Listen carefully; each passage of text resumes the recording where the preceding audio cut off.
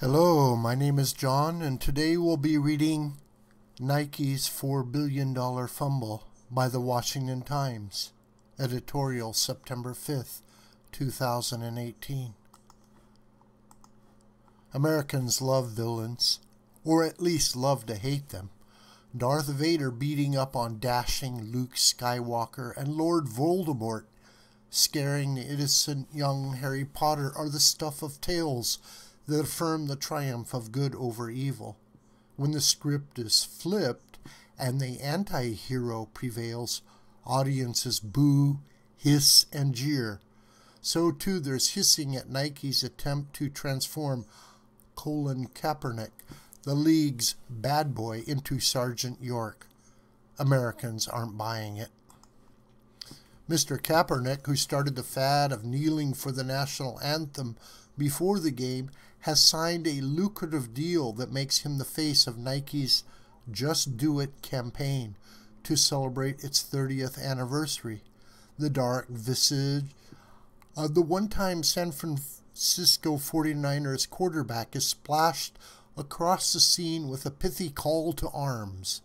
Believe in something, even if it means sacrificing everything, whatever that means. Mr. Kaepernick knows something about sacrifice. His personal crusade for social justice has derailed a career in professional football, costing him millions of dollars. Nike is redeeming his loss with a contract worthy of a top-end NFL player, according to Yahoo Sports, including his own branded line of football gear. The sidelined signal caller's refusal to stand for the Star-Spangled Banner during the 2016 season fueled the Black Lives Matter protests against police shootings of black men. His contract with the 49ers was not renewed, and he became persona non grata to owners of the other teams, who prefer not to partner with a man who wears socks depicting cops as pigs. Mr. Kaepernick's crusade rests upon a myth that trigger-happy cops go hunting for black men to shoot and kill.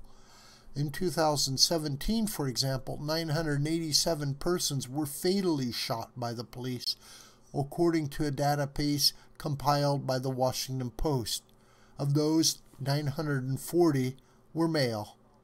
Of those, 458 were white.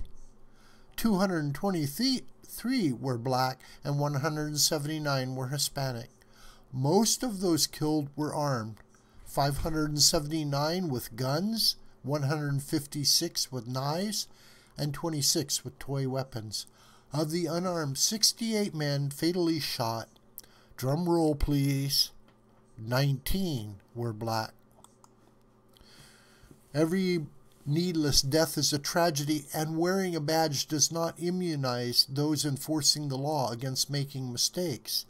But in an American population of 325 million, 20 million are black men, and their chances of being killed by police while unarmed is about the same as being killed by lightning strike. Mr. Kaepernick fanned the anger over police shootings in 2016, even as the number of deaths declined. His lamentations might have been saved for police officers whose deaths in the line of duty were on the rise. The number of officer fatalities receded in 2017, but is running higher this year, with 37 recorded so far by the Officer Down Memorial page. In contrast to Nike's new marketing star, these officers and their families actually did sacrifice everything. Most NFL players have either refrained from kneeling at games altogether or have stopped protesting, but the damage done to the league's reputation as an all-American enterprise has been done. The NFL lost about 8% of its television audience in 2016, another 10% last year. The new season opens Thursday night with a match between the Super Bowl champion Philadelphia Eagles and the Atlanta Falcons, and it starts with an unforced fumble. Team owners approved new regulations that obligate players to stand on the sidelines for the anthem or remain in the locker room. In the face of widespread criticism, the owners blinked and suspended their rules. A new Wall Street Journal NBC News poll finds that 54% of respondents consider kneeling during the national anthem inappropriate. With social media ablaze with patriotic sportsmen burning their Nike sneakers in protest, the value of Nike stock has tumbled more than $4 billion. Sports fans can get along without citizenship lectures from rich, spoiled athletes, and they don't need Colin Kaepernick prompting them to believe in something. They already do. It's called America, and they show no sign of surrendering it to a washed-up quarterback. This video is a production of the School of the White Crane. My name is John Brook, and you can reach me through commentary on this video. Please subscribe to this YouTube channel, and please share it on social media and with your friends and family. May God richly bless you, my beloved.